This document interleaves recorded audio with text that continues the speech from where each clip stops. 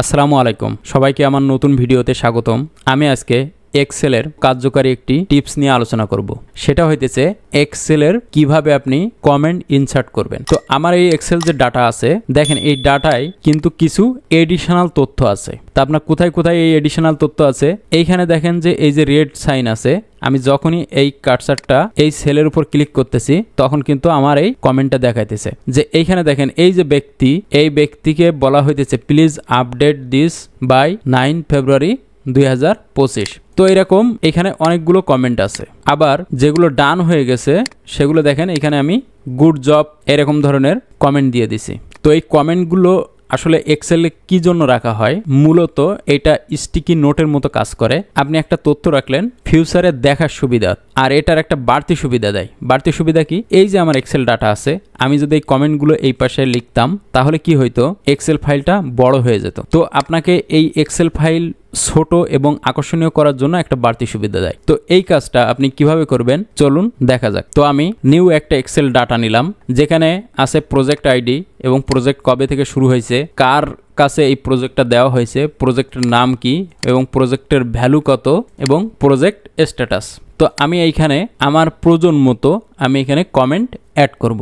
তো আমি প্রথমে এই যে প্রজেক্টটা, এই ক্যাথরি ব্যারেট, এই প্রজেক্ট স্ট্যাটাস অনগোয়িং, তো আমি এইখানে লিখে রাখবো যে এই প্রজেক্টটা একটা নির্দিষ্ট ডেট দেবো, এই ডেটের মধ্যে কমপ্লিট করা লাগবে। তো এখানে রাইট বাটন ক্লিক করবেন, তারপর দেখেন এখানে ইনসার্ট কমেন্ট, এই কমেন্ট অপশানে আপনি লিখলেন, আমি আগে থেকে লিখে রাখছিলাম প্লিজ আপডেট না, এখানে লিখলাম প্লিজ কমপ্লিট টাস্ক বাই 19 ফেব্রুয়ারি 2025। তো এখন দেখেন আমি যদি এই সেল থেকে সরে যাই তাহলে এই কমেন্টটা আর আমার এইখানে দেখাইতেছে না, এটা হাইড অবস্থায় আছে। তো আপনার যদি কোনো অ্যামাউন্টে, সাপোজ এখানে আমি অ্যামাউন্ট বিষয়ে কিছু লিখে রাখবো, তো এখানে লিখলাম প্লিজ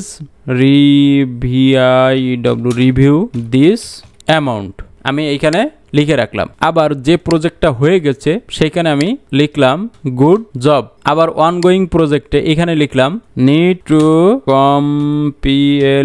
কমপ্লিট ফাস্ট, দ্রুত কমপ্লিট করা দরকার। তো এইভাবে আপনার যেখানে যে ধরনের কমেন্ট দরকার আপনি চাইলে সেই ধরনের কমেন্ট এইখানে করতে পারবেন। আবার যদি মনে করেন যে এইখানে যে প্রজেক্ট আইডিগুলো আছে এই আইডির মধ্যে একটা আইডি ভুল আছে, তাহলে আমি ইনসার্ট কমেন্টে লিখলাম project ID wrong, please review the ID, এখানে লিখে রাখলাম।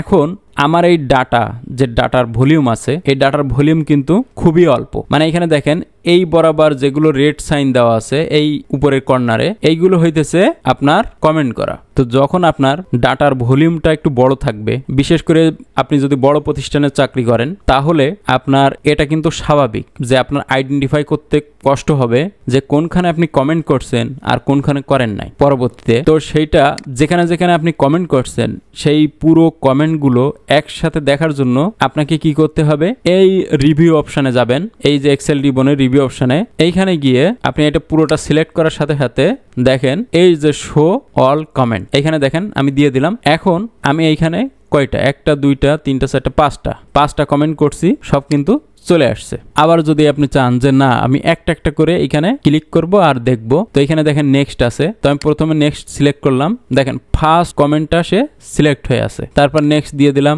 দেখেন দ্বিতীয় কমেন্টে গিয়ে সে দেখতেছে। এইভাবে আপনি একটা কমেন্ট থেকে আর একটা কমেন্টে সুইপ করতে পারবেন। আবার যদি চান যে আপনার পুরো কমেন্টগুলো দেখা শেষ এবং সেই অনুযায়ী অ্যাকশনও নেওয়া শেষ, আপনার ফুল প্রসেস কমপ্লিট, তখন আপনি কি করবেন, এই পুরোটা সিলেকশন করে আপনি চাইলে এইটা দিয়ে সমস্ত কমেন্টগুলো ডিলিট করে দিতে পারবেন। দেখেন আমি ডিলিট চাপার সাথে সাথে সবগুলো চলে গেছে। আবার এটা দিয়ে আপনি এখানে সিলেকশন করে এই যে নতুন কোনো কমেন্ট অ্যাড করতে পারবেন। তো এক্সেলে কমেন্ট নিয়ে ভিডিও আজকে এই পর্যন্ত। ভিডিওটি আশা করি আপনাদের ভালো লাগছে। যদি ভালো লাগে আর যদি এক্সেল বিষয়ে নতুন কোনো কিছু জানার থাকে সেটাও অবশ্যই কমেন্ট করে জানাবেন। আর ভিডিওটি ভালো লাগলে লাইক এবং শেয়ার করতে ভুলবেন না। ধন্যবাদ সবাইকে। আসসালামু আলাইকুম।